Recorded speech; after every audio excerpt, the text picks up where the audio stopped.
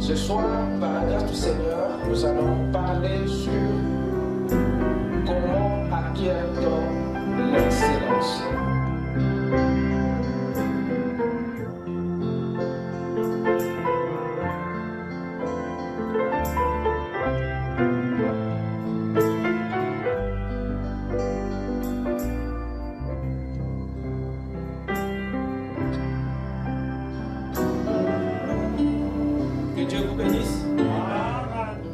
Ce soir, dans le nom du Seigneur.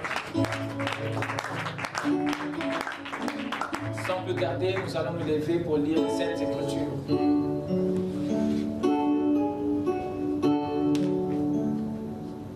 Nous allons lire dans Proverbe 22, verset 29.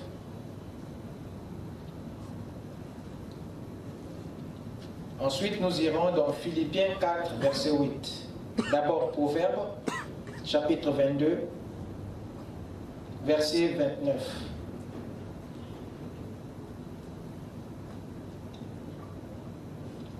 Si tu vois un homme habile dans son ouvrage, il se tient auprès des rois. Il ne se tient pas auprès des gens obscurs. Je répète, si tu vois un homme habile dans son ouvrage, il se tient auprès des rois. Il ne se tient pas auprès des gens obscurs. Amen. Prions le Seigneur. Dieu Tout-Puissant, Père Céleste, encore merci à toi pour cet appel que tu nous as donné cet après-midi, de venir, Seigneur, oh Dieu, te rencontrer, t'écouter, afin que, Père, nous soyons tous instruits dans notre marche sur la terre. Les ténèbres ont longtemps, Seigneur, couvert notre esprit. Et en ces temps du soir, tu as décidé de ramener la lumière pour chasser, Seigneur, notre ignorance.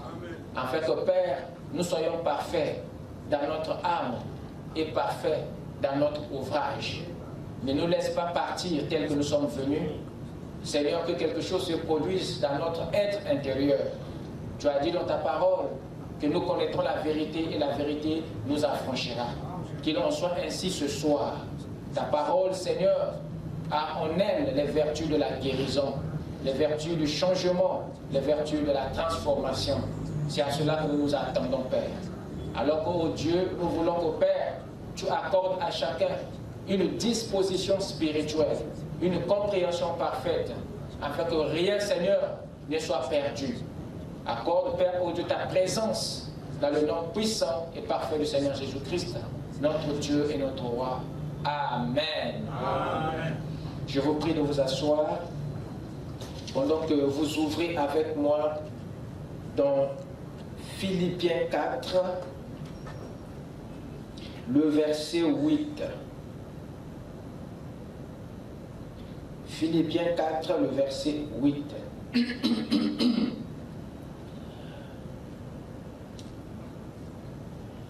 Voici ce qui est dit. Au reste, frères, que tout ce qui est vrai, tout ce qui est honorable, tout ce qui est juste, tout ce qui est pur, tout ce qui est aimable, tout ce qui mérite l'approbation, tout ce qui est vertueux et digne de louange soit l'objet de vos pensées. Amen. Vous écoutez ça? Amen. Est-ce que vous croyez ça? Amen. Que Dieu bénisse sa parole dans nos âmes. Amen. Ce soir, par la grâce du Seigneur, nous allons parler sur comment acquiert-on l'excellence. Comment acquiert-on l'excellence? Amen. Amen. Amen. Amen. Nous avons vu dimanche qu'aucun facteur au monde n'a autant d'impact sur notre récompense si ce n'est la pluie et l'excellence. Ces deux facteurs, avons-nous dit, influencent largement nos revenus, nos résultats dans le travail. Quand les deux, c'est-à-dire la pluie et l'excellence, quand ils se rencontrent, quand ils convergent dans notre activité, l'abondance naît automatiquement, consécutivement.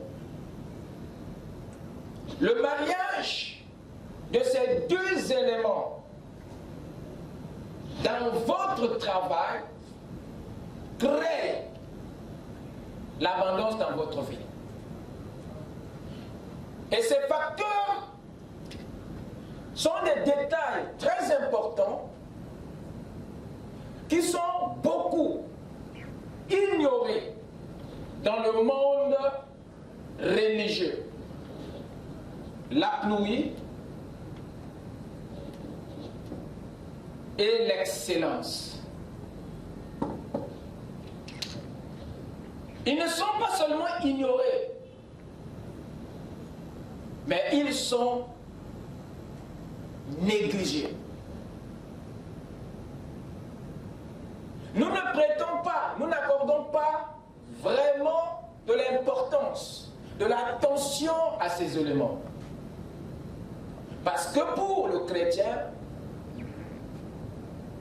ce n'est que Dieu qui compte, pas le reste.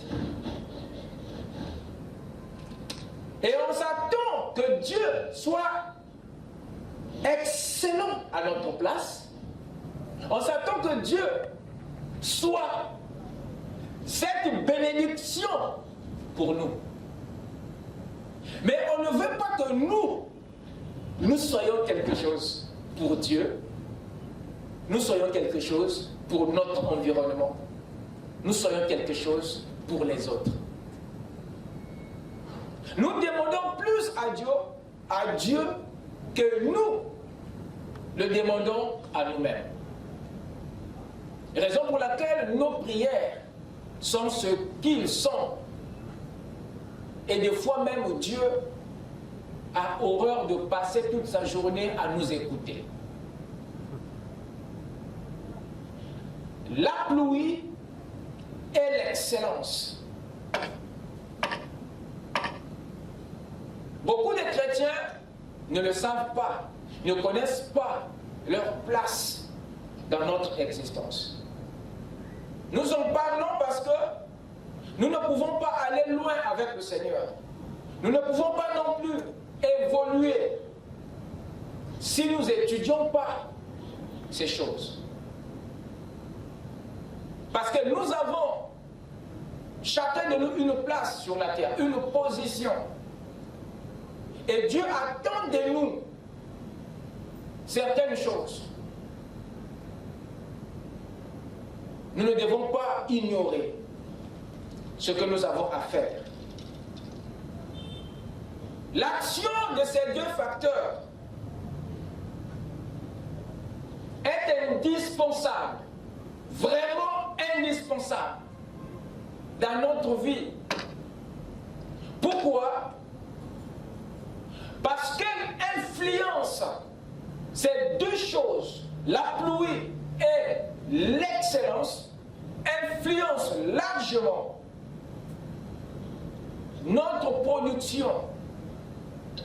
Ces deux choses maximisent nos revenus. Ces deux facteurs optimisent notre récompense. Tout ce que vous attendez de votre travail, tout ce que vous attendez de votre activité, sachez qu'il y a des choses qui optimisera cela. La pluie de Dieu sur votre travail et votre excellence dans le travail. Je répète, l'abondance que vous attendez, les résultats que vous attendez de votre boulot, de votre activité, de votre travail, il y a des choses qui optimisera cela. La pluie et l'excellence. La pluie, qu'est-ce que c'est? La pluie, c'est l'appui de Dieu sur votre travail. Le soutien du ciel sur ce que vous faites. Est-ce que vous m'écoutez? Amen. L'excellence, ça, c'est votre affaire. La pluie est un facteur qui vient de Dieu, mais l'excellence est un facteur qui vient de vous. Et les deux ont quelque chose à faire, ont quelque chose à voir avec votre production, vos résultats, vos revenus. Ce qui revient à dire que c'est une erreur de penser que notre excellence n'a pas un impact sur les résultats que nous attendons. Dieu enverra son soutien, mais ton excellence associée au soutien du ciel déterminera l'abondance, les résultats à la fin de ton travail. Amen. Il y a ce qui vient de Dieu, il y a aussi ce qui vient de toi.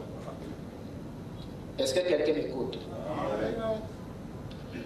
Dans Ésaïe 30, verset 23, le Saint-Esprit nous dit ceci.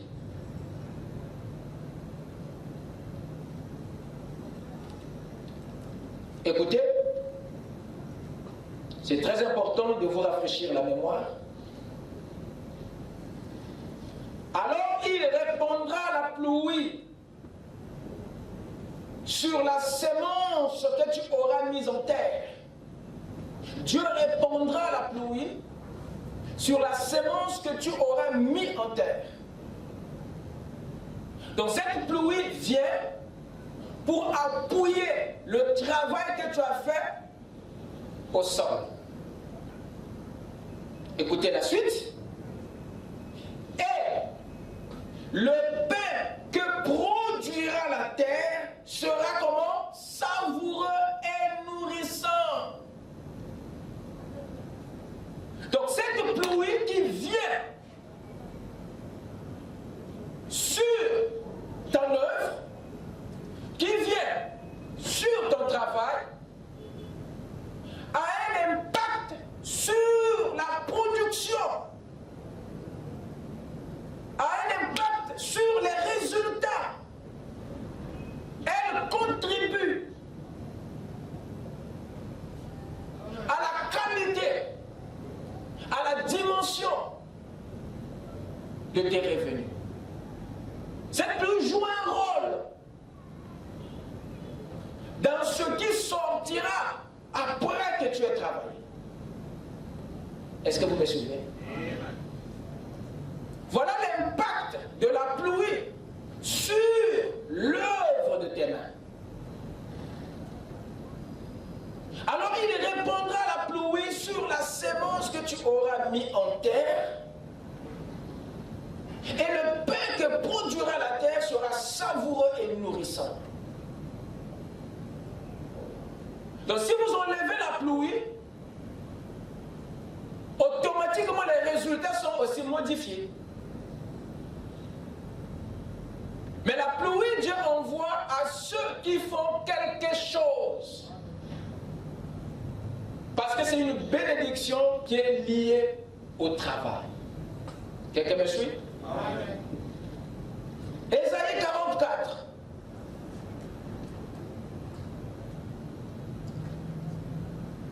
Il dit ceci, au verset 14. Il se coupe des cèdres, il prend des rouvres et des chênes, et fait un choix parmi les arbres de la forêt. Écoutez, il plante des pins et la pluie les fait croître. Voilà encore un autre effet de la pluie sur le travail. Donc quand elle vient, elle agit sur les semences que tu as mis en terre. Elle agit sur le travail que tu as eu à faire. Amen. Amen. C'est très important. Mais c'est une façon de Dieu, c'est une manière pour le ciel de venir en aide de ce que l'homme fait, de venir appuyer le travail de l'homme, afin que les résultats soient effectifs. Quelqu'un me suit? Deutéronome 30.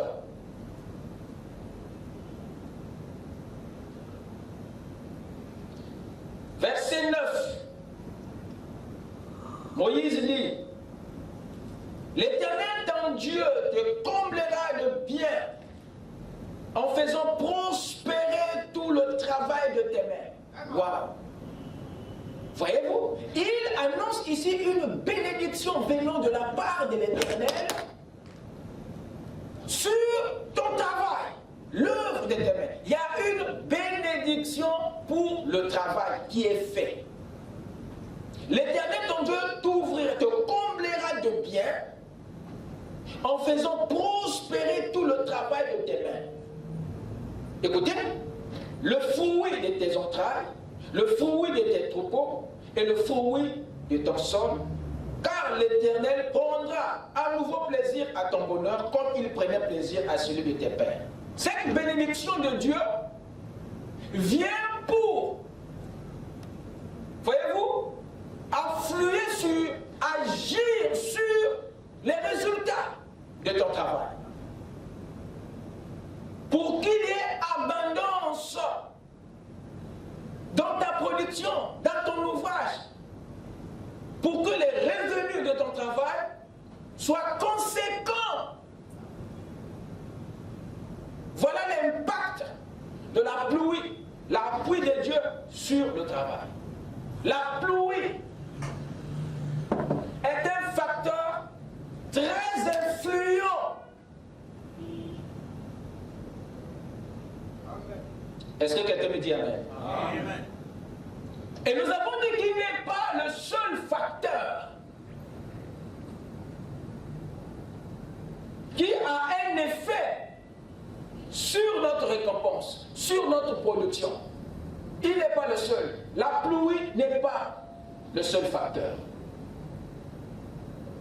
Il y a aussi l'excellence. Notre excellence dans le travail qui est aussi un autre facteur très déterminant dans notre production. Et quand l'excellence rencontre la pluie, alors ce qui sort ne peut plus être compté. Ce qui sort ne peut plus être mesuré. Ce que Dieu nous a promis est illimité. Mais nous devons remplir les conditions. Amen. Amen.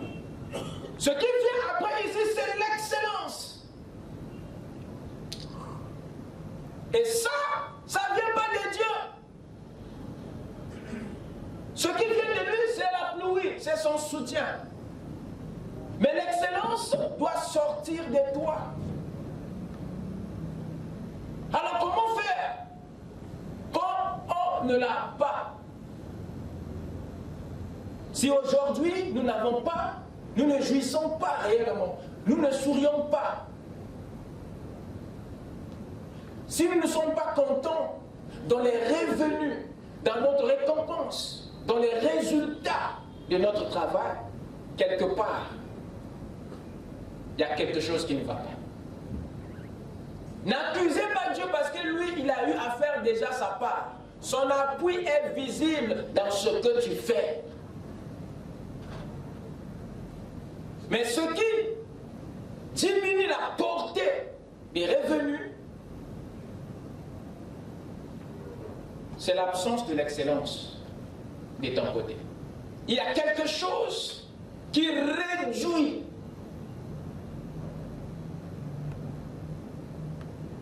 cette récompense, qui amoindrit les résultats. Et nous allons parler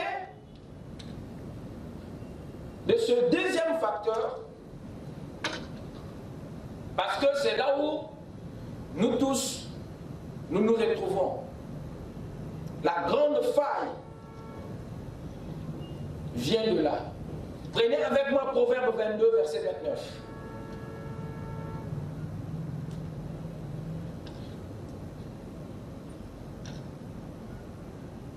Salomon dit ceci: si tu vois un homme habile dans son ouvrage,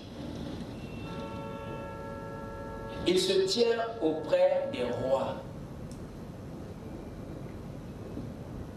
Dans cette déclaration,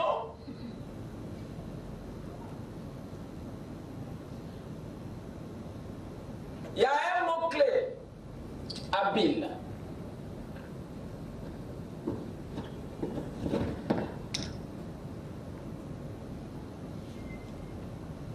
En d'autres termes, nous pouvons comprendre,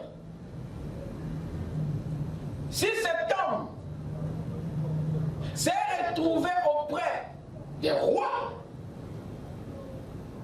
c'est à cause de son habileté ou dans son ouvrage. Donc cette habileté l'a ouvert les portes vers le monarque. Son habileté a attiré les rois. Son habileté l'a introduit dans la classe des grands. Son habileté l'a élevé.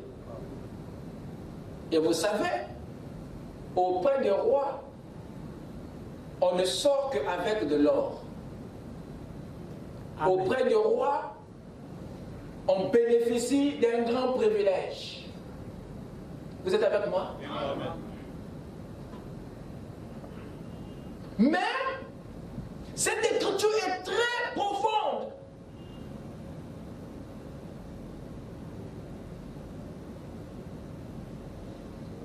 Et si tu vois un homme qui est habile dans son travail, habile dans son activité, habile dans son ouvrage, il dit, les rois vont l'aimer. Ça l'amènera loin, en haut. Quand il parle des rois, Salomon veut en d'autres termes nous parler des sommets, parce que la royauté, la présidence, le palais royal, c'est les sommités du royaume. Donc quand il parle des rois, il veut simplement nous dire que l'habileté dans ce que tu fais t'amènera au sommet. Voilà le message. Ce qui revient de dire que le Saint-Esprit attire notre attention non sur les rois, ni sur les palais royaux. L'attention de Dieu dans cette écriture se porte sur l'habileté. C'est l'excellence. Nous avons défini l'excellence dernièrement. Nous avons dit que l'excellence, c'est le niveau le plus élevé de la qualité. Et les rois ont aimé cet homme parce que dans son ouvrage, il y avait la beauté. Dans son travail, il y avait la perfection. Il était doué dans ce qu'il faisait. Il mettait du cœur dans son travail. Il n'était pas un homme qui faisait des à peu près. Il ne faisait jamais son travail à moitié. Il aspire à la perfection. Quand vous lui donnez quelque chose, il ne va pas vous le livrer aussi longtemps que cette chose-là n'est pas très bien faite. Il ne s'agit pas ici de faire. L'excellence, c'est pas le faire. Parce que faire, tout le monde peut le faire. Mais on parle de l'excellence lorsque la qualité est au niveau top. C'est pas le faire, mais c'est le savoir-faire. C'est pas le bien faire, mais c'est le mieux faire. C'est ça, l'excellence. L'habileté dans le travail. Le savoir-faire. La perfection dans le travail. La beauté dans ce que tu fais. C'est une préoccupation, c'est une qualité qui est dans certaines personnes. C'est ça qui leur donne une position dans la société. C'est ça qui fait que leurs revenus soient plus conséquents que les nôtres. C'est ça qui fait qu'ils puissent avoir du monde que nous. C'est ça qui fait, c'est cette excellence. Amen. Mais ça se travaille, les amis. Ça s'acquiert. Si tu vois un homme qui est habile dans son ouvrage, il sait qu'il se tient auprès des rois. C'est-à-dire qu'il n'est plus en bas, il est maintenant en haut. Parce que son excellence ne peut pas le garder avec les hommes obscurs, ça l'élève.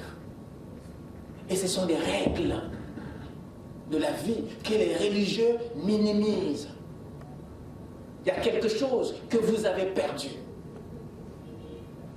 Dieu fait sa part dans notre vie. Mais nous ne le faisons pas. Comme il se doit dans ce que nous faisons.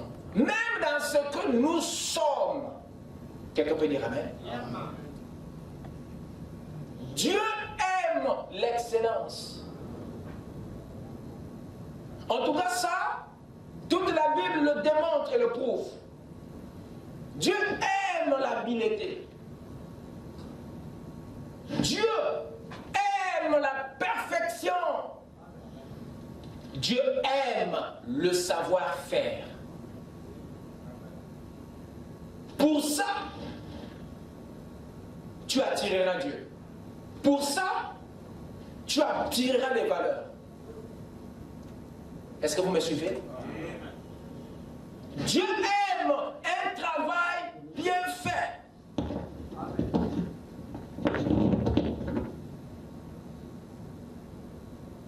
Vous écoutez ça? Amen.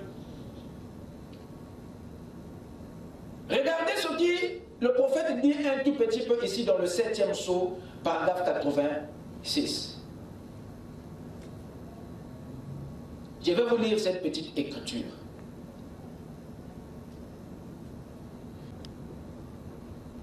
Le 7e psaume, paragraphe 86. Quand le premier est sorti, vous êtes là? C'était un lion. Ça, c'était bien la parole du prophète. Celui qui est sorti ensuite, c'était le travail, le sacrifice. Le bœuf, si vous voulez. Celui qui est venu ensuite, il dit, c'était quoi? Le savoir-faire de qui? De l'homme. Donc Dieu avait besoin de ça. Même dans les seaux.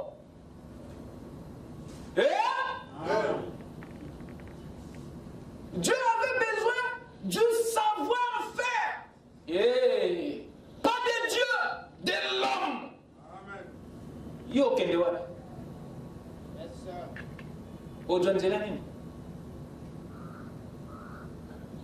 Dans cet ouvrage de la rédemption, Dieu n'a pas voulu de la peupler du bricolage. L'homme qu'il appelle, l'onction qu'il appelle ici, c'est une onction du savoir. Vous dormez? Non. Ce que Dieu avait besoin pour veiller sur son église durant les âges, c'était une onction qui devait amener l'église à bien faire. Amen. Il appelait l'onction de l'homme. Pourquoi? Parce que Dieu voulait à cette époque-là que les choses soient maintenant bien faites. Pour vous dire que Dieu aime le savoir-faire. Pas seulement celui qui vient de lui, qui vient de toi. Donc lorsqu'il te confie un boulot, une vocation, un travail, une activité, un business, sache que il attend que tu le fasses bien. Parce que ton habileté, ton excellence dans ce que tu fais te réservera une place auprès des rois. Amen. Te fera distinguer. Et Dieu veut ça. Dieu veut l'excellence dans ses enfants. Amen. Parce qu'il a promis, il a dit à Satan que mes enfants que vous voyez là, partout, ils sont la tête, pas la queue. Amen. Mais sauf que toi, tu le fais honte. Tu le fais honte.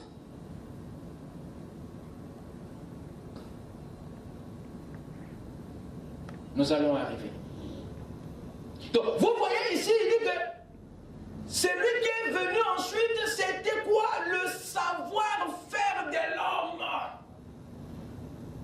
Il en a besoin pour vous montrer que Dieu veut que l'homme soit excellent. Raison pour laquelle la réforme a eu du succès. Dieu ne devait pas faire les à peu près. Pour sortir l'église de la dénomination, à cette époque, il fallait un savoir-faire. Amen. Et c'est à cette époque que les imprimeries sont nées pour diffuser la Bible, imprimer la Bible. Amen. Amen. Donc pour vous dire que l'excellence, le savoir-faire, l'habileté, c'est scripturaire, c'est la parole, c'est la volonté parfaite de Dieu. Amen. Donc il faut que tu te désenvoûtes. Dès lors que tu es conscient que tu ne fais pas bien. Amen. Ça ne doit pas te faire rire. Lorsque tu n'es pas meilleur, vous rendez les l'excellence. Vous jetez de l'opprobre à sa parole. Quand vous dites que je suis enfant de Dieu, mais tu es paresseux.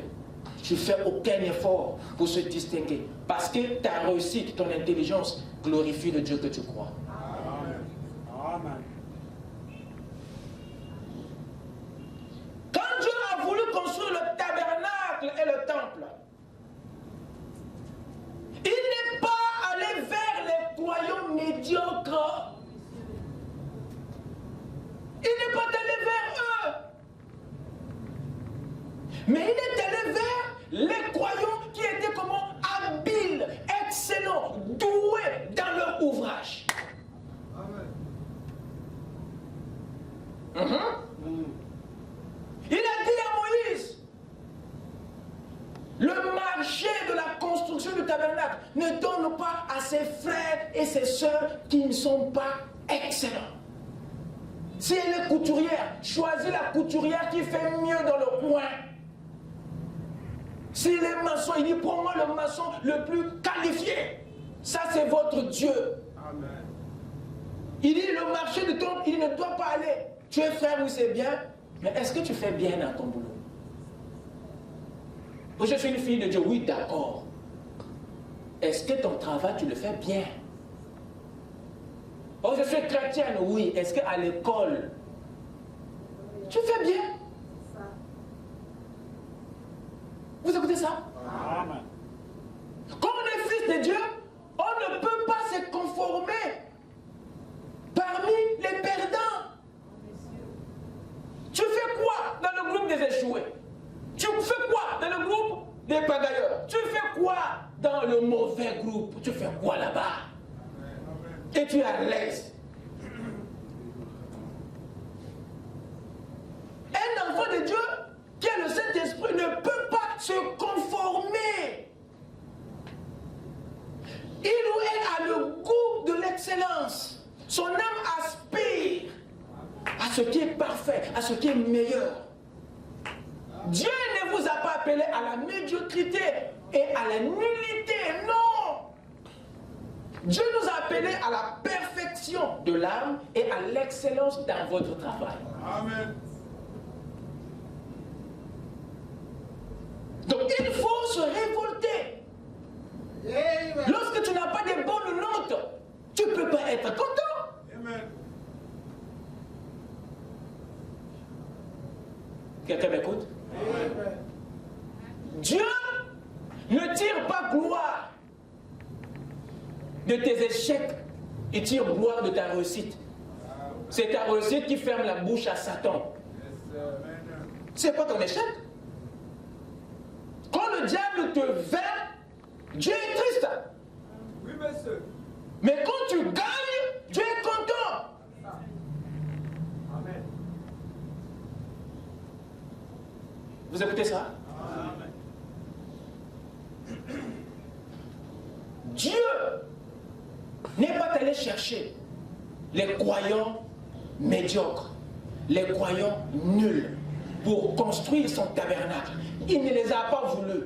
C'est pas qu'ils n'étaient pas ses fils et ses filles, c'était ses enfants. Ils pouvaient avoir le Saint-Esprit.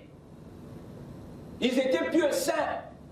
Mais sauf que ici, le critère de sélection, ce n'était pas ta foi en Dieu. Ce n'était pas le Saint-Esprit. Mais le critère ici, c'est que est-ce qu'en dehors de ta foi en Dieu, est-ce que tu es habile dans ce que tu fais? Et ça, c'est Dieu qui dit à Moïse, pour construire mon tabernacle, c'est bien le Saint-Esprit, c'est bien la pureté, mais je veux que tu choisisses les ouvriers en fonction de l'excellence. Bon, si toi tu es chrétien et que tu t'en fous de la qualité, tu ne t'intéresses pas à l'excellence, il y aura des opportunités que tu ne ressaisiras pas. Dieu protégera certaines bénédictions contre toi. Il préférera le donner à un païen qui fait bien que de le donner à un fils qui a le Saint-Esprit mais qui est médiocre dans son ouvrage. Nzamba lingi sonité, dites amen.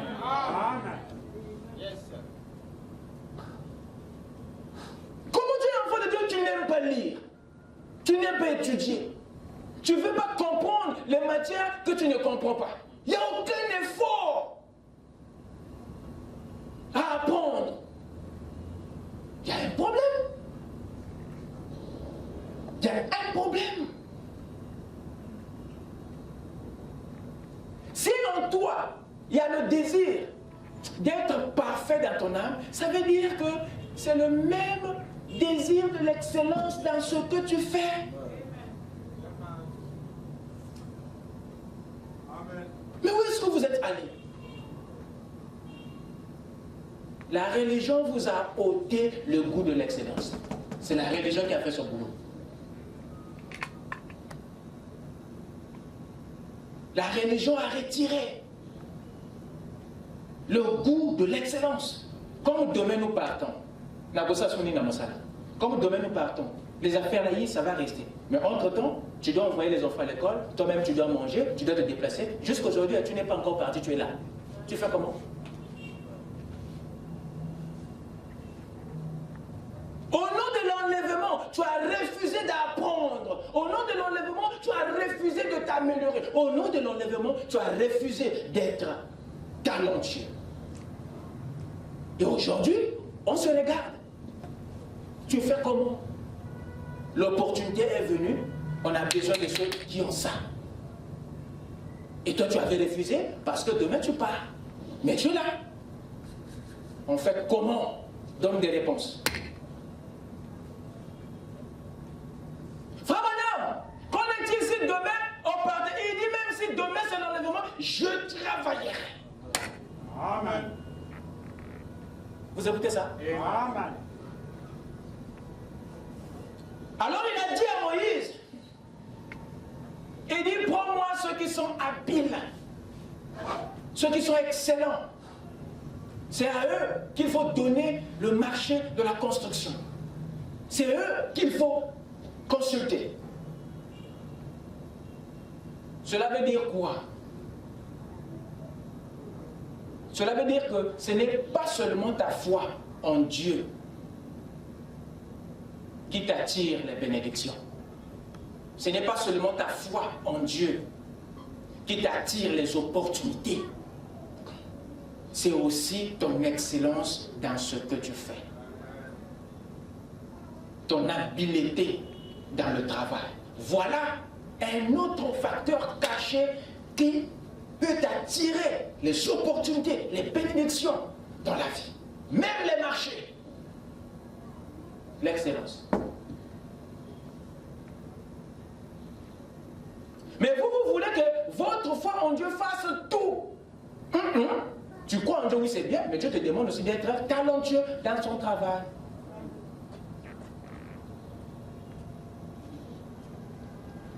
C'est très capital. Raison pour laquelle nous devons être intelligents. Raison pour laquelle nous devons être habiles dans le métier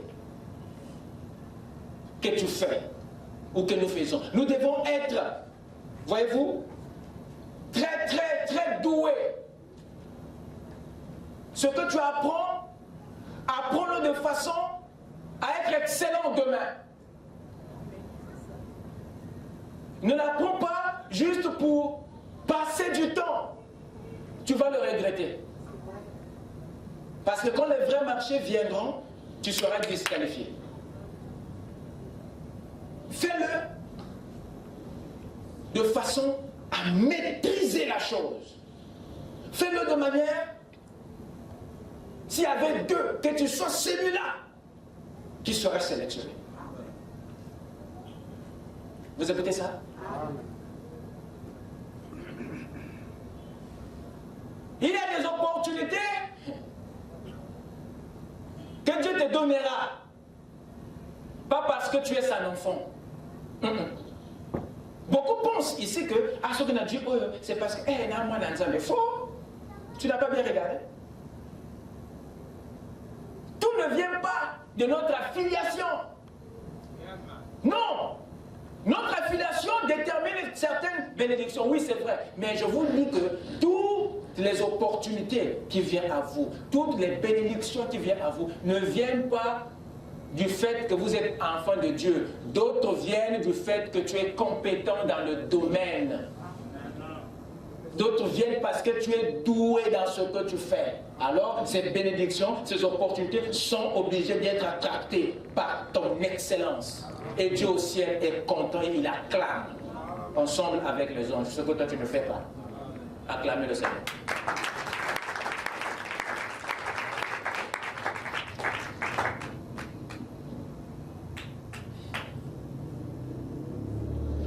Exode 23, lisez avec moi s'il vous plaît.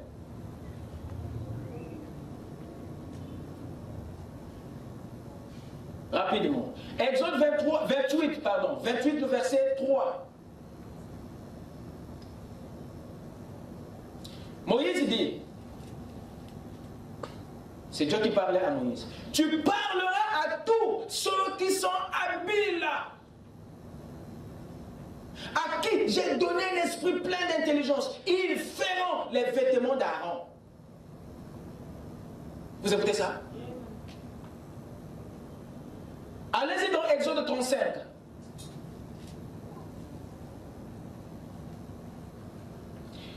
Le verset 10. Que tous ceux d'entre vous qui ont de l'habileté, waouh!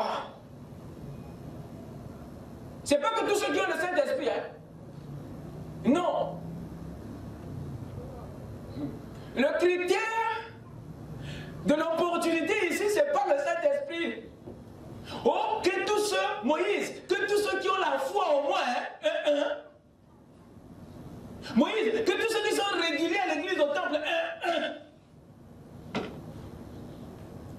Donc vous voyez qu'il y a des choses que dans la vie, vous mettez à côté, et c'est ça qui vous cloue sur place, là où vous êtes. Et Dieu ne peut pas faire autrement, à moins que tu ailles apprendre pour régler ça. Vous voyez que le royaume ne peut pas vous garder dans l'ignorance. C'est la religion qui le fait. Nous attendrons Dieu qu'il fasse ce que nous sommes en mesure de faire. Et la religion te tient là en train d'attendre.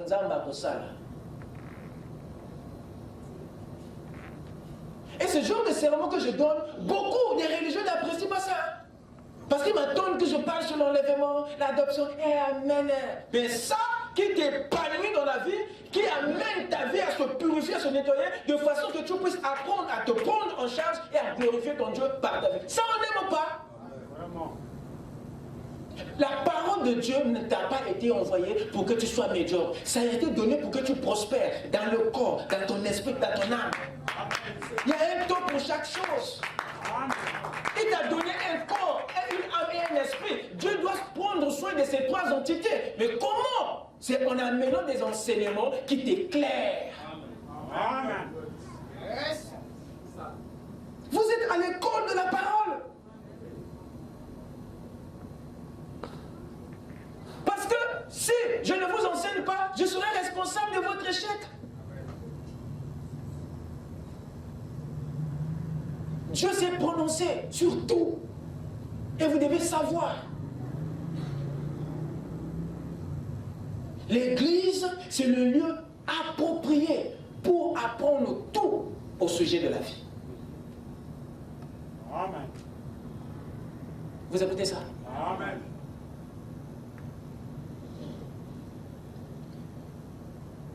Il dit que tous ceux d'entre vous qui ont de l'habileté viennent et exécutent tout ce que l'Éternel a ordonné. Donc, si tu n'es pas excellent, disqualifié. Tu n'es pas doué, disqualifié. Tu n'es pas habile, disqualifié. Dans le marché là, tu n'entres pas. Donc vous comprenez que Dieu a accordé de l'importance à l'excellence. Mais pourtant, c'était son peuple, son église, ses fils et ses filles qui avaient peut-être le Saint-Esprit, qui étaient pieux, qui étaient religieux, qui aimaient le Seigneur. Mais Dieu dit, n'a copié à bino kopoyote, parce que awa, il faut y eba mon sala. Tu vas aller pleurer, Seigneur, tu es injuste. Amen. Tous ceux d'entre vous qui ont de l'habileté viennent et exécutent tout ce que l'Éternel a ordonné. Donc si tu es habile, tu es parmi. Si tu es excellent, ton nom est déjà parmi. Descendez au verset 25.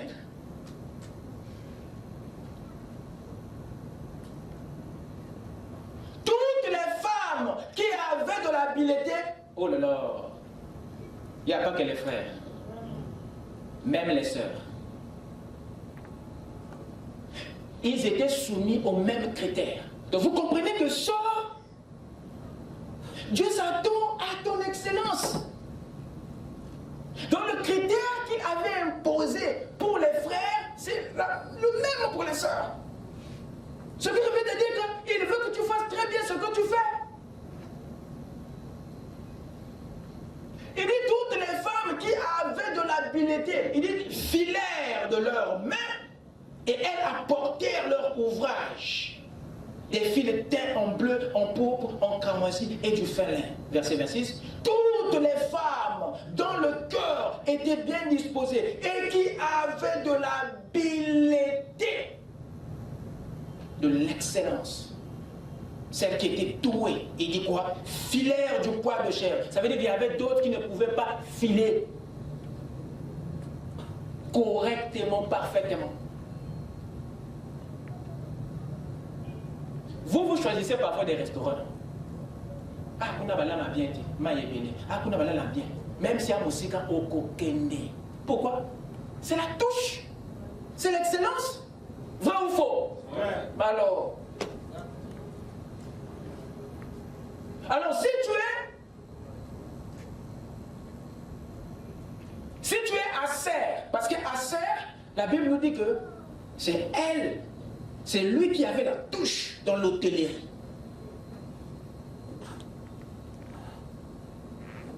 Les gens vont faire des kilomètres. Ça ne veut pas dire que non, les autres ne peuvent pas préparer. Ils peuvent. Mais sauf que toi, tu fais mieux. C'est cette excellence qui fait plaisir à Dieu. C'est cette excellence qui te fait démarquer. Quelqu'un peut dire amen?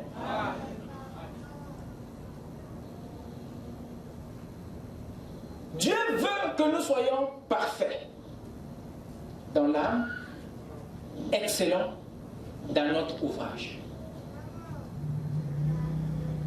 Il nous a appelés à la perfection de l'âme et à l'excellence dans notre travail. Retenez ça, retenez ça.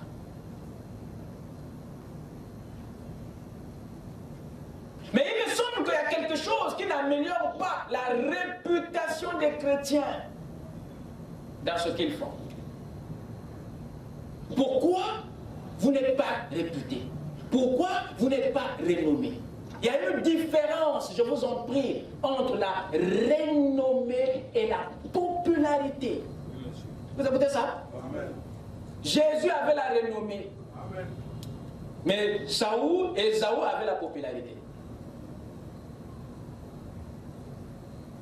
La renommée est en rapport avec la qualité des miracles, la qualité du travail.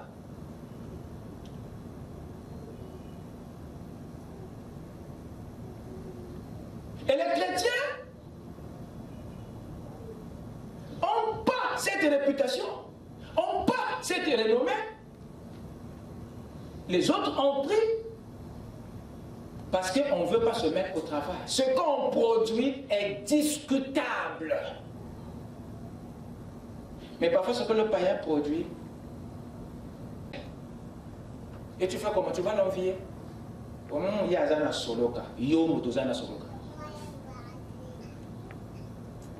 vais vous dire qu'il y a des fois l'excellence de certaines personnes leur ont coûté même des prétentions. Bon, je prends l'écriture que je viens de lire dans le Proverbe. Si tu vois un homme qui est habile dans son ouvrage, il se tient dans la palais du roi. Bon, si demain on voit le frère à côté d'un roi, on va dire qu'il n'est pas à côté. Amen. Voilà, voilà, vous n'allez pas voir qu'il y a un boulot qui a attiré le chef. Je vais vous dire une chose. Frère Branham dit, et la Bible dit, que Ésaïe était un prophète. Vrai ou faux? Pourquoi le roi Osias l'avait pris à ses côtés?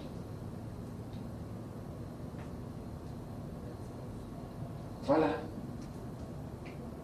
Il avait des très bons conseils qui faisaient que Osias, si Osias s'est bien comporté, si Osias avait prospéré le royaume, c'est parce qu'il bénéficiait des conseils d'Ésaïe le prophète.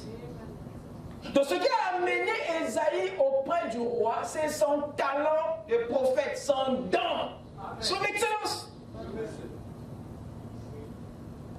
Mais vous n'allez pas voir ça. Quand vous ramenez l'événement aujourd'hui, vous allez voir pas ça.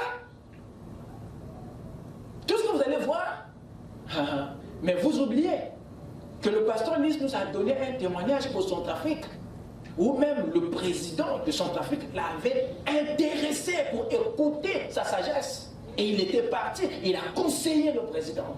Et cela a été appliqué. Il a vu ça se défiler à la télé, son idée. Amen. Amen. C'est parce que les gens ne l'avaient pas vu. Mais si c'était ici, Mamonier, Koti, yo. C'est ça. Amen. Vous allez oublier qu'il y a le travail, il y a l'habileté. C'est son excellence qu'il a fait, qu'il a amené dans ses sommets. Si tu es compétent, on te cherchera pour ça. C'est à cause de ça qu'on creuse la terre pour chercher le diamant. C'est à cause de sa valeur. Les gens peinent, hein? Ils suent pour creuser, juste pour avoir l'or. Mais c'était un charbon avant. Amen. Quelqu'un est avec moi? Amen. Prenez avec moi le chapitre 36, rapidement, je vous en prie. 36, verset 4. Alors, tous les hommes habiles, occupés à tous les travaux du sanctuaire, quittèrent chacun l'ouvrage qu'il faisait. My God! Donc, tout ce qui était bon, tout ce qui avait leur atelier, leur histoire et tout ça, comme ils étaient tellement excellents, l'opportunité les a fait partir de là où ils étaient pour aller travailler pour le sanctuaire, le grand roi. Qu'est-ce qui a fait ça? C'est leur excellence. À Kangi Boutique, il est allé plus haut. Quand tu vois un homme habile dans son ouvrage, il se tient près des rois. C'est une promotion, c'est une élévation qui vient de son excellence. C'est une écriture qui nous prêche, qui nous dit que Dieu aime l'excellence. Dieu aime que tu sois habile, doué dans ce que tu fais. Et il veut te voir dans les sommets. Vous ne m'écoutez pas encore. Je vais avancer. Ça, c'est ce qui s'est passé au temps de Moïse et de la construction du tabernacle. Quand Salomon vient, il regarde son ouvrage et dit, ça, je fais comment? Les amis, en Israël, il n'y avait pas les moindres. Mais la Bible dit que Salomon a écrit au roi Hiram, le roi de Syrie. Il lui fait savoir que moi j'ai un travail ici de grande envergure. Il dit, mais ça, il faut quelqu'un. On a dépêché quelqu'un de la Syrie pour Jérusalem, afin de conduire les travaux du temple. Parce que cet ouvrage demandait quelqu'un qui avait l'habilité. Et c'est Hiram de Sabi qui est descendu. Lisez avec moi 2 Chroniques chapitre 2. Allez-y. 2 Chroniques 2, versets 5 à 7.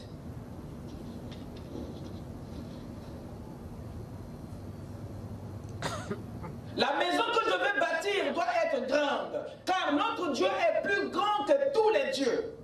Mais qui a le pouvoir de lui bâtir une maison, puisque les cieux et les cieux des cieux ne peuvent le contenir? Et qui suis-je pour lui bâtir une maison si ce n'est pour faire brûler des parfums devant lui? Envoie-moi donc un homme comment habile pour les ouvrages en or, en argent, en irai et en fer. Ainsi de suite. Afin qu'il travaille avec les hommes comment habiles qui sont auprès de moi. Ça c'est pour le temple. Pourquoi? Parce que l'excellence est un critère. Et cela a été écrit afin que vous ne vous habituez pas à la médiocrité, à la nullité, pour que vous compreniez que notre Dieu ne regarde pas seulement à votre spiritualité, il regarde aussi à votre excellence, à votre habileté dans ce que vous faites. Parce qu'il y a des opportunités qui ne viendront vers vous que si et seulement si tu es talentueux, tu es habile, tu es doué. Alors, ne cherche pas les sorciers dans la famille lorsque tu n'attires pas la clientèle. Réfléchis plutôt et pose-toi des bonnes questions. Suis-je excellent dans ce que je fais? Est-ce que je suis habile? Parce que l'habileté attire. Amen. Yes. Or, notre boulot à nous, c'est de chercher les victimes, les responsables, du moment où on ne fait pas mieux. Il y a plein de choses que nous ne faisons pas bien, mais nous voulons recevoir la récompense de ceux qui font bien. Il y a un problème. Il y a un problème.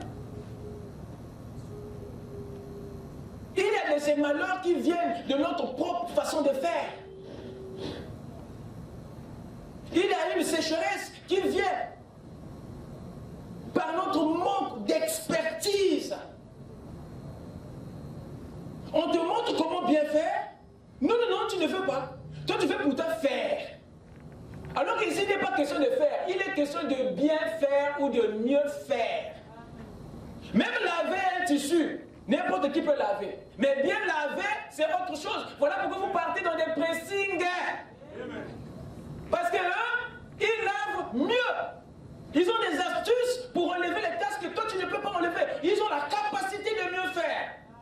Si tu vas déjà te déposer, c'est parce que toi-même, tu as des limites. Eux, ils ont quelque chose qui les fait dépasser. Dieu veut que vous fassiez très bien, que vous fassiez mieux ce que vous faites. Vous écoutez ça? Votre succès, votre distinction fait sa joie dans le ciel.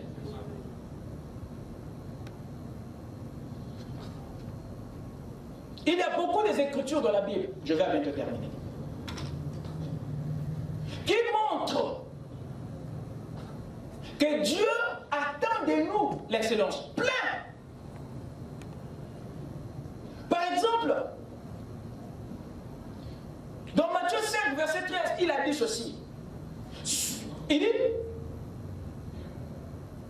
vous êtes le sel de la terre. Matthieu 5, verset 13. Vous êtes le sel de la terre. Vous. Ce sont des déclarations qui montrent que il y a en vous une saveur qui rend la nourriture délicieuse. Donc, sans le sel, la nourriture n'a plus de goût. Donc, le sel apporte une saveur dans le repas. Et il dit que vous êtes le sel. Amen. Ça veut dire que en vous, il y a l'excellence. C'est-à-dire que tout ce qu'on te donne de faire, tu le fais tellement bien que les gens ont besoin de ça. Amen. Quand il dit que vous êtes le sel, qu'est-ce qu'il veut dire? Il veut simplement dire que non, vous êtes des excellents, ceux qui donnent du goût à la vie. Ceux qui donnent... Vous écoutez ça? Amen. Lorsqu'il dit que vous êtes la lumière du monde, il veut dire quoi? Il veut dire que non, vous êtes les meilleurs. Et on ne peut pas prendre une lumière pour le mettre sur le monde. C'est-à-dire qu'on le met au-dessus de la montagne pour éclairer tout le monde.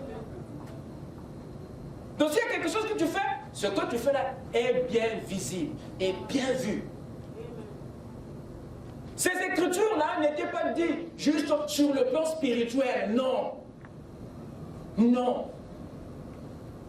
Ce sont des écritures qui montrent que les enfants de Dieu ont la destinée de briller dans leur âme et dans ce qu'ils font. Il y a une autre écriture. Soyez parfaits comme votre Père Céleste. Mais en d'autres termes, soyez excellents. Voilà. Dieu ne peut pas dire toutes ces choses à votre sujet si vous n'avez pas en vous le potentiel, la capacité, le sens de l'excellence. C'est vous qui donnez un goût à la vie, qui donnez un sens dans la vie des autres. Par ta façon de faire, ta façon d'être. Mais au lieu de tout cela, nous remarquons simplement un grand désintéressement à l'excellence, surtout dans les religieux, parmi les chrétiens, un grand désintéressement. Ils ne veulent pas faire mieux, ils ne veulent pas faire bien, ils ne veulent pas aller au-delà.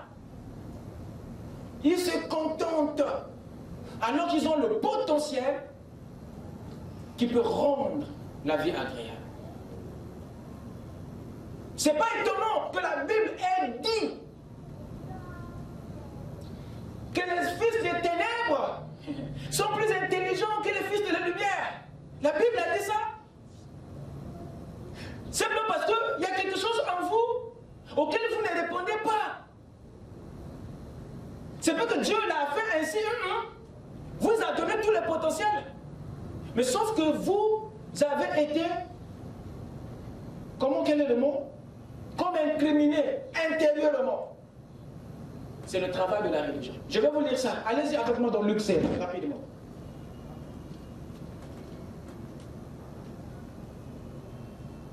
Luc 16. Regardez ce qu'il dit au verset 8.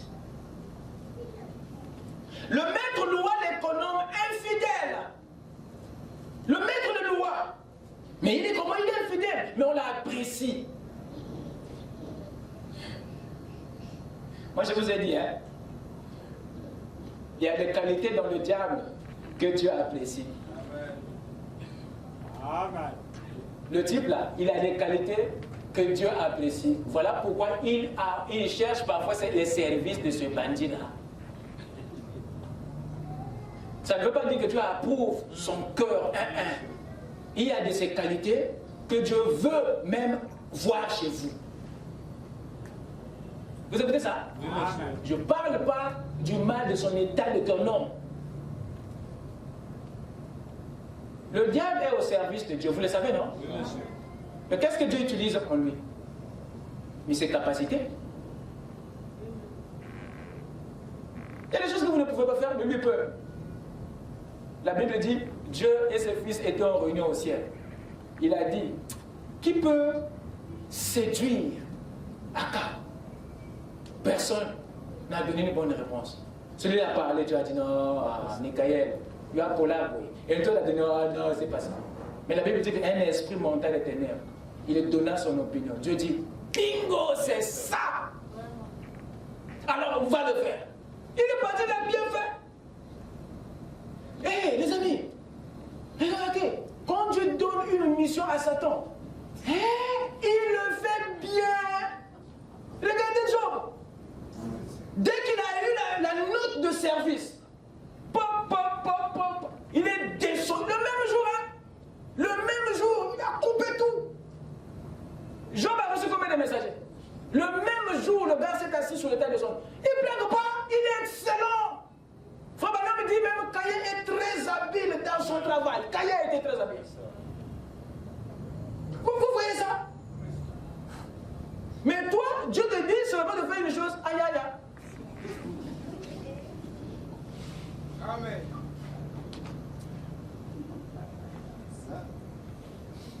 Vous écoutez ça? Amen. Le maître loua l'économe infidèle. Il n'était pas fidèle, mais le maître le loua. Pourquoi? Il y a eu Mais c'est une vertu. Vous écoutez ça? Amen. Apprenez à bien voir, je vous en prie.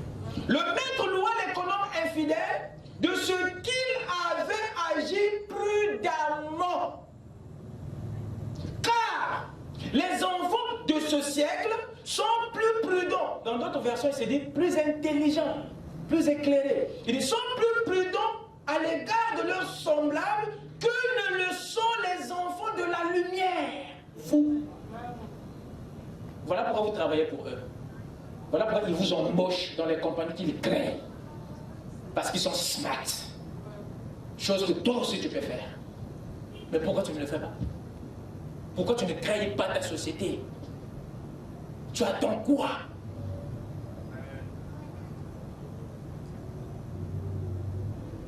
Je dois avancer. Hébreux 5. Ah, il est temps. Hébreux 5.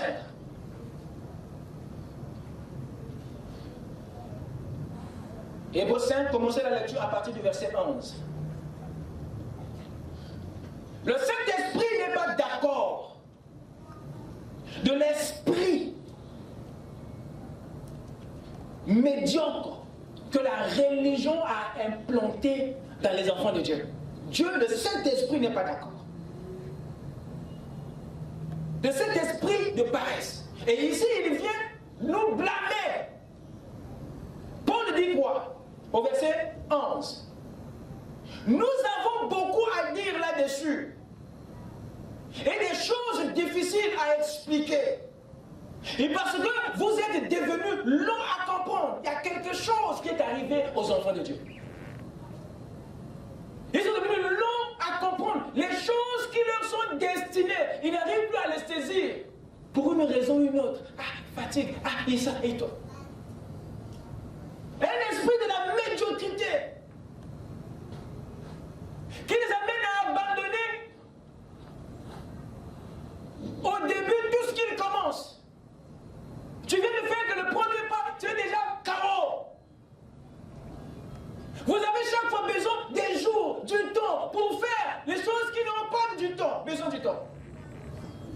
Vous voulez toujours assez du temps, toujours assez du temps. Plus de ressources, toujours des ressources. Pour faire même ceux qui ne demandent pas du temps, ceux qui ne demandent pas de ressources. Vous voulez toujours gagner du temps dans tout ce que vous faites. Même les choses qui ne demandent pas du temps, tu réclames toujours du temps. Il y a un problème. Paul dit, nous avons beaucoup à dire. Et nous sommes devenus longs à comprendre. Vous, en effet, qui depuis longtemps deviez être des maîtres. Ça veut dire quoi? Des maîtres.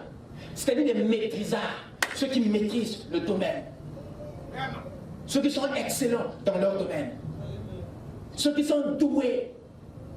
Donc Dieu t'enseigne la parole, c'est pour que tu sois excellent demain. Dans ta vie, dans ta marche, c'est ce qu'il attend, que tu sois parfait dans ton âme, excellent dans ta marche. Il te prêche, c'est pour que tu sois meilleur. Et quand tu ne le deviens pas, Dieu est embarrassé. Et c'est à cause de ça que Paul blâme l'Église. Donc il voulait dire que vous qui depuis longtemps allez être des excellents, des maîtres. Un maître, c'est celui qui maîtrise, qui est excellent dans son domaine. Mais pourquoi ça n'arrive pas? Apprenons toujours, mais ne pouvons pas parvenir à la connaissance de la vérité. Il y a un problème. Donc on veut tout sauf devenir maître, excellent.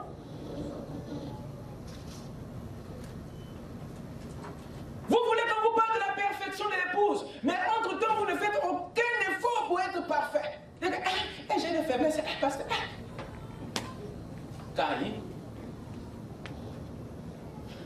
Vous, en effet, qui depuis longtemps deviez être des excellents, des maîtres, des doués, des hommes et des femmes habiles. Vous avez encore besoin qu'on vous enseigne les premiers rudiments des oracles de Dieu. Vous en êtes devenus à avoir besoin de lait et non d'une nourriture solide.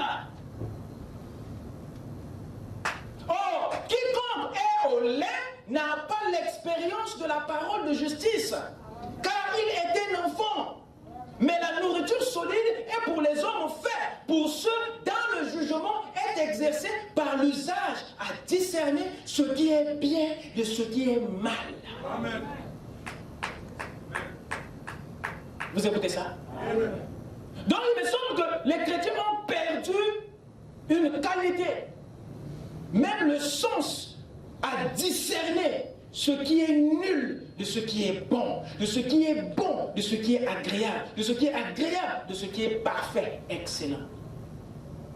On ne sait pas quelle est la volonté de Dieu pour nous. Est-ce que Dieu veut que tu sois nul? Est-ce que Dieu veut que tu sois bon? Est-ce que Dieu veut que tu sois agréable? Est-ce que Dieu veut que tu sois parfait? On ne sait pas. Quelle est la volonté de Dieu pour moi? On ne sait pas. Il n'y a plus en vous la capacité de distinguer à quoi vous êtes appelé. À la médiocrité. Et Paul est dans le désarroi. L'Église a choisi pour eux les petites choses. Il dit, vous qui êtes censés être maîtres, vous êtes encore dans le lait, c'est-à-dire dans les éléments. Vous n'aspirez pas à ce qui est excellent. Vous n'aspirez pas à ce qui est bien.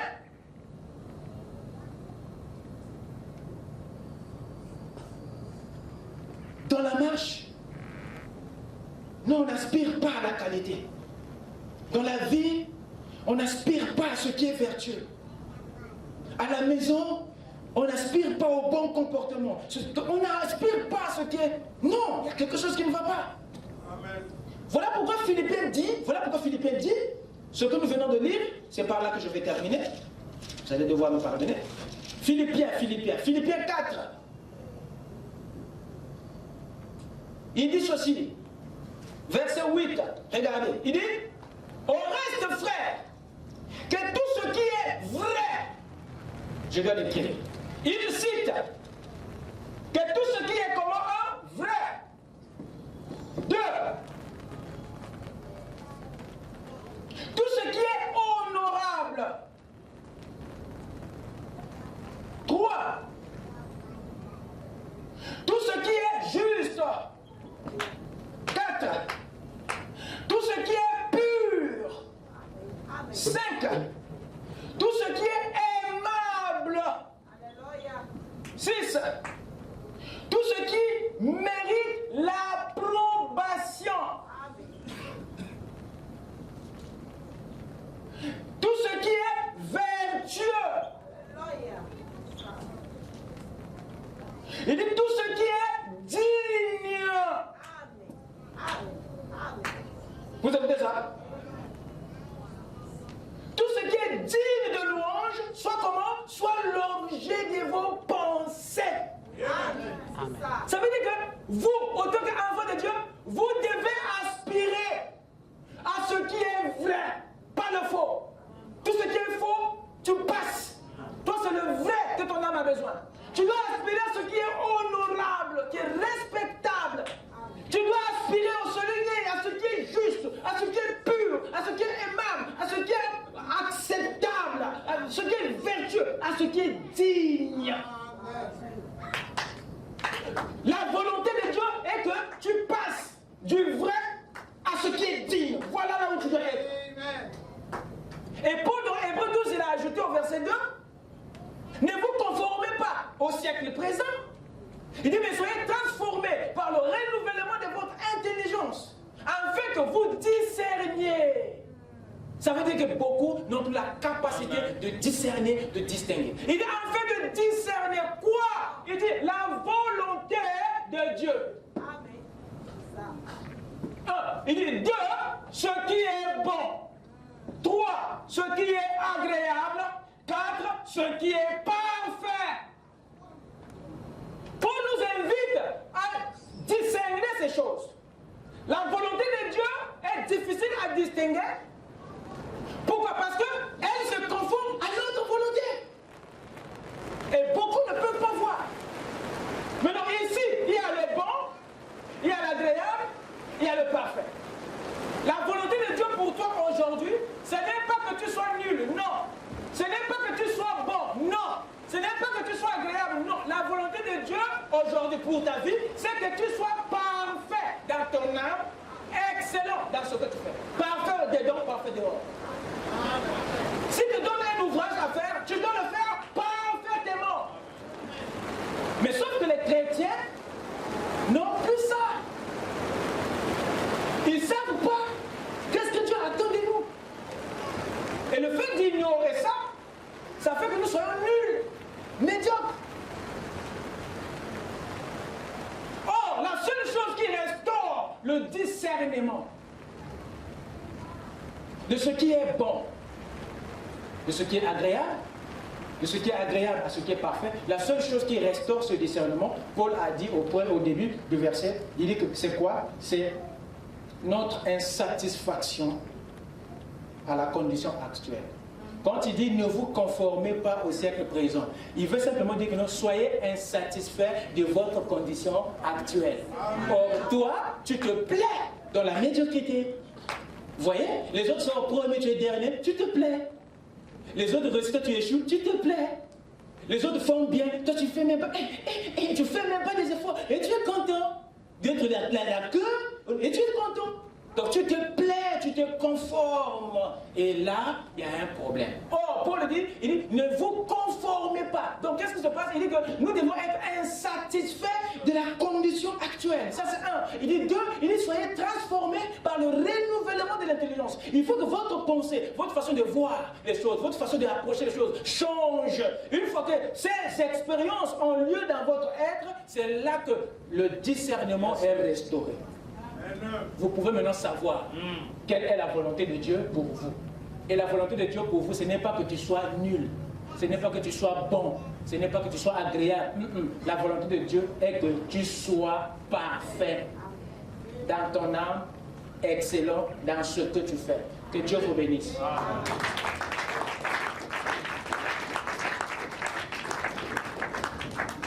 Amen.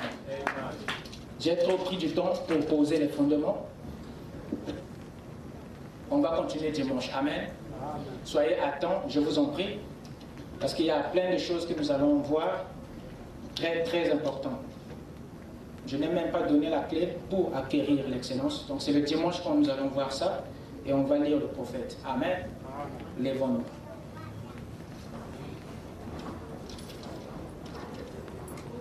La victoire est dans le sang. Alléluia. Dans le sang de Jésus-Christ, mon sauveur. La victoire est dans le sang. Alléluia. À Jésus la gloire, à lui l'honneur. Chantons gloire.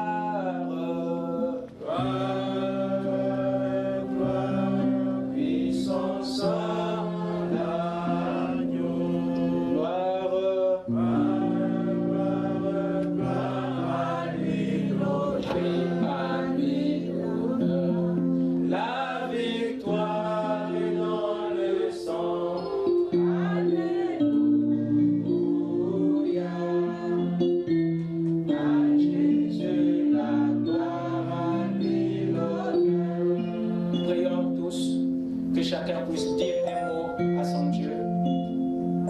S'il y a un endroit où tu as été négligent dans ton ouvrage, mon frère, ma soeur, comprends simplement que ça constitue déjà un frein à ta promotion. Ta paresse, ta négligence dans ton ouvrage, ta médiocrité, ta nullité dans ton travail te ferme la porte à la bénédiction.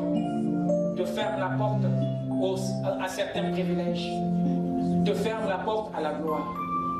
Il y a des positions dans la vie, ceux qui sont excellents. Si toutes ces années, tu étais du groupe de ceux qui n'aiment pas l'évolution, qui n'aiment pas le progrès, qui n'aiment pas les efforts, si tu es dans le lot de ceux qui n'aspirent pas à ce qui est excellent, si tu es dans le groupe de ceux qui n'aiment pas la propriété, qui n'aiment pas la pureté, qui n'aiment pas la vérité, qui n'aiment pas la perfection, qui n'aiment pas l'excellence, si tu es dans ce lot, si ton âme n'a pas le goût de l'excellence, comprends ce soir que Dieu aime les hommes et les femmes qui sont habiles. Dieu ceux qui sont excellents. Dieu aime ceux qui mettent du cœur dans ce qu'ils font. Parce que toutes les bénédictions ne viennent pas de Dieu, mais d'autres qui viennent de ta capacité à bien faire.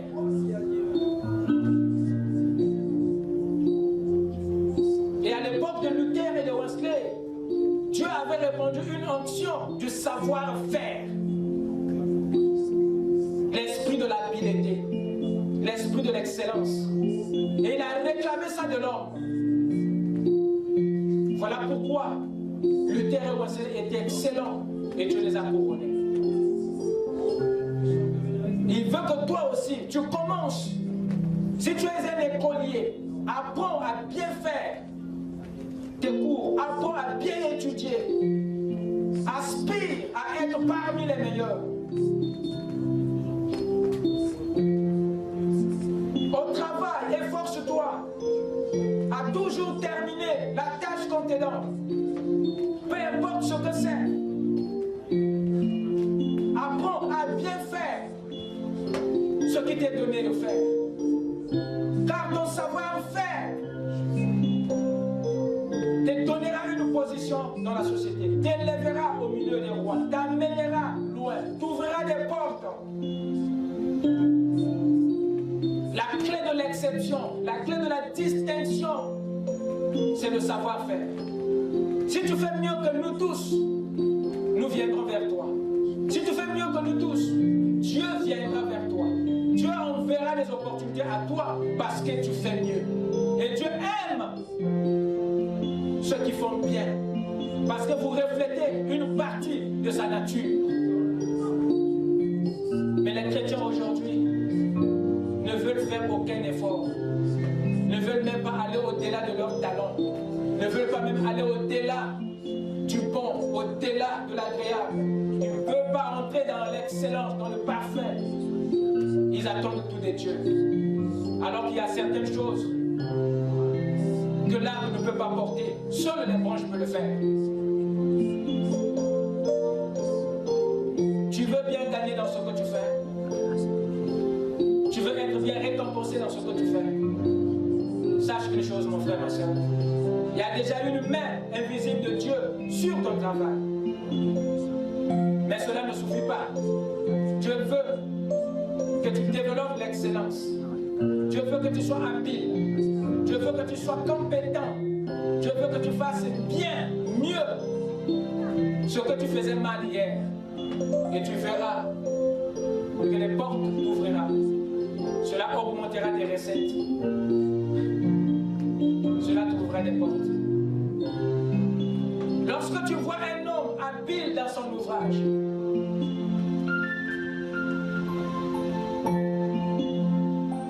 sa place se trouve au milieu des rois, auprès des rois. Tu ne peux plus rester au milieu de ceux qui sont dans les ténèbres, ceux qui sont dans l'obscurité. Non, quand tu es habile, tu quittes l'obscurité et tu montes dans la gloire, dans la royauté. C'est pour nous dire que ce que procure l'habileté, l'excellence dans l'ouvrage, dans le travail, est plus élevé que ce que procure la médiocrité et la nullité dans l'activité. Et c'est les enfants de Dieu qui doivent comprendre ça. Ta bénédiction, ma soeur, ne vient pas du fait que tu es enfant de Dieu. Ta bénédiction ne vient pas du fait que tu pries. Il y a certaines bénédictions qui vont changer ta vie, viendront de ton excellence dans le travail, de ton habileté dans ton ouvrage. Apprends à bien faire ce que tu fais. Peu importe ce que c'est. Peu importe ce que c'est comme commerce, comme travail, comme business. Peu importe ce que c'est. Si tu apprends à bien le faire, de façon que tu le fasses mieux que tu le faisais hier, tu remarqueras quelque chose changer. Tu remarqueras le monde s'aligner. Et cela va augmenter ton chiffre d'affaires. Il y a une bénédiction, il y a une récompense dans l'excellence. Et les enfants de Dieu n'avaient pas ça en vue. Pourquoi? Parce que leur attention est que Dieu fasse tout à leur place.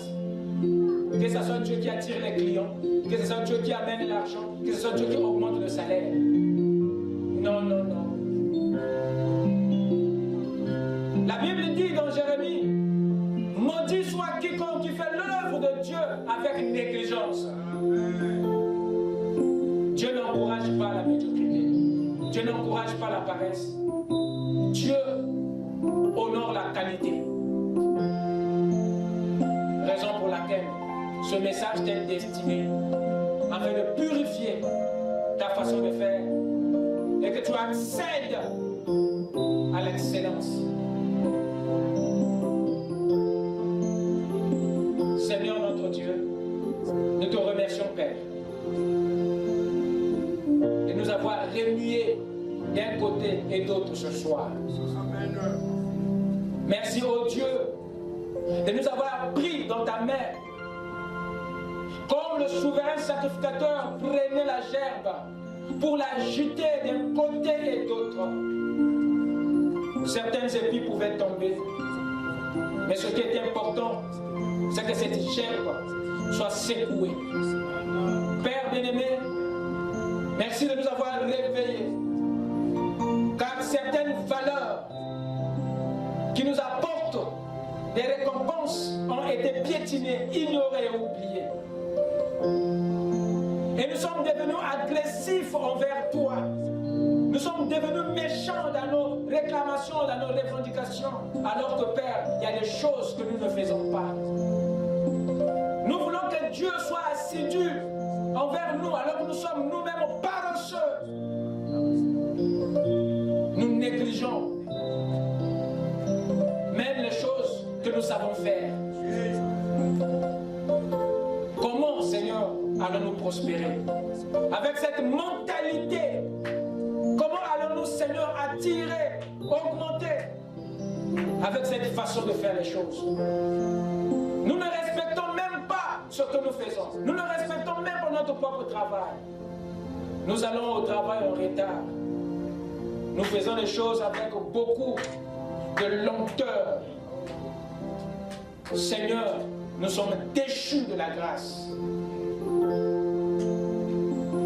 Alors que tu as dit dans ta parole que tous ceux qui seront diligents dans leur ouvrage domineront. Et les mains lâches seront tributaires. Seigneur, voilà pourquoi nous avons toujours des taxes à payer à Satan. Parce que nous ne sommes pas meilleurs.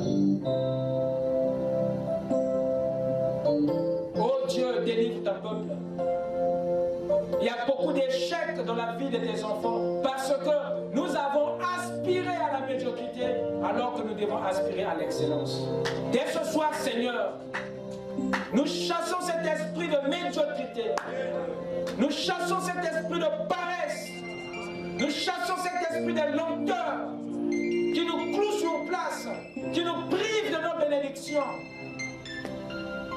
Seigneur Dieu, que chaque enfant de Dieu ce soir puisse rentrer chez lui avec le goût d'être meilleur, avec la soif d'être parfait, avec le désir d'être excellent dans tout ce qu'il fera chez lui à la maison, dans toutes les tâches qu'il fera au travail. Seigneur, que dès maintenant, cet esprit de la médiocrité soit éliminé au milieu de nous. Nous voulons, Seigneur, être réguliers dans notre marche. Nous voulons, Seigneur, respecter le temps qui a été fixé pour les réunions à l'église. Seigneur, fais-nous sortir de cette lenteur. Fais-nous sortir des eaux. Parce que les fruits, Seigneur, sont amers.